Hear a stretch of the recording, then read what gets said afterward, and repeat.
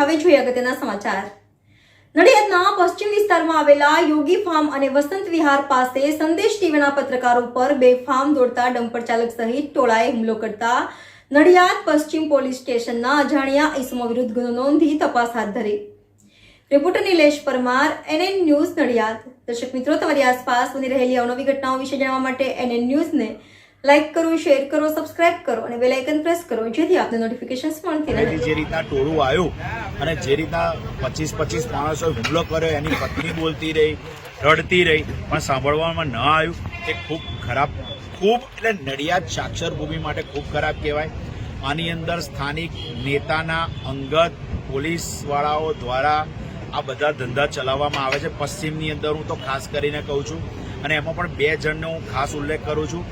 અગાઉ રજૂઆતો નહોતી કરી, આ નડિયાદ નાનું છે, શરમાશરમીના કારણેસર બધું ચાલે છે, પણ હવે નાક ઉપરથી પાણી વહી જઈ રહ્યું છે, માટે ચોક્કસ રજૂઆત કરવી હવે ખાસ જરૂરી થઈ ગઈ છે। અને 12 કલાકનો સમય થઈ જવા છતાં એક નાની બાબતમાં પોલીસ આરોપીઓને ના પકડી શકે, 12 કલાક પછી પકડી શકે છે। મારી બાબતમાં અને નડિયાદના નગરોજનોની બાબતમાં અત્યારે શક્ય નથી। આ બધામાં અત્યારે એક પ્રશ્ન છે કે આટલી મોડી કાર્યવાહી કેમ? હાર્દિકભાઈ, ખરીદ માફિયાઓ બેફામ બન્યા છે અને તેઓને ચાલુ સરકારના ભાજપના ધારાસભ્યના છુપા આશીર્વાદ છે તેવું ચર્ચાઈ રહ્યું છે। આપ તે બાબતે શું કહેશો? એમાં ચર્ચાવાની ક્યાં જરૂર છે? હકીકત જ છે ને। આ બધાની પાછળ મૂળભૂત કારણ છે વિટામિન એમ। વિટામિન એમ બધાને સમયસર મળતું જતું હોય એટલે આ બધા પરિસ્થિતિઓ, પ્રશ્નો ઉભા થાય નહીં, અને એની અંદર બધા સંડોવાયેલા છે, બરાબર છે, કોઈ બોલવા તૈયાર નથી, પણ આવનાર સમયમાં આનો પણ નિરાકરણ લાવીશું। કાયદો વ્યવસ્થાની પરિસ્થિતિ લોકસભાના સંદર્ભે ગુજરાત સરકાર એવું કહેતી હોય કે સંપૂર્ણ કબજામાં છે। નડિયાદની અંદર આ બનાવ બન્યો છે, ત્યારે ગુજરાતના કાયદા વ્યવસ્થાની પરિસ્થિતિ માટે કોંગ્રેસ પક્ષનું શું વિઝન છે?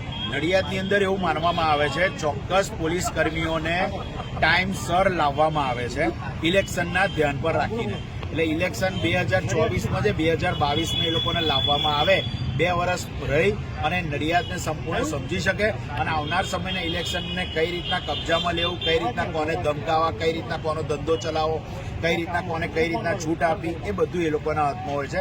માટે નડિયાદની કાયદાની પરિસ્થિતિ પશ્ચિમમાં કથળેલી છે। હું આમાં ચોક્કસ કોઈ અધિકારીનું મારું નામ હેમંત શાહ, હું ખેડા જિલ્લા બજરંગ દળનો પ્રમુખ છું, VHPનો।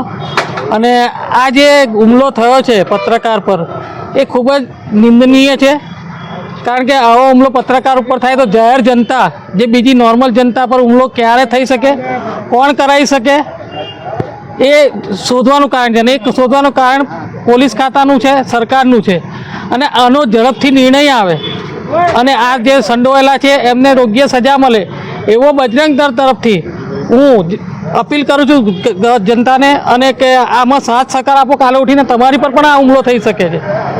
તો હુમલો આવો અવારનવાર જો પત્રકાર મિત્ર પર થતો હોય તો બીજા પર તો થવો બહુ આસાન છે, એટલે આમાં વધારે કંઈ કહેવાનું આવતું જ નથી।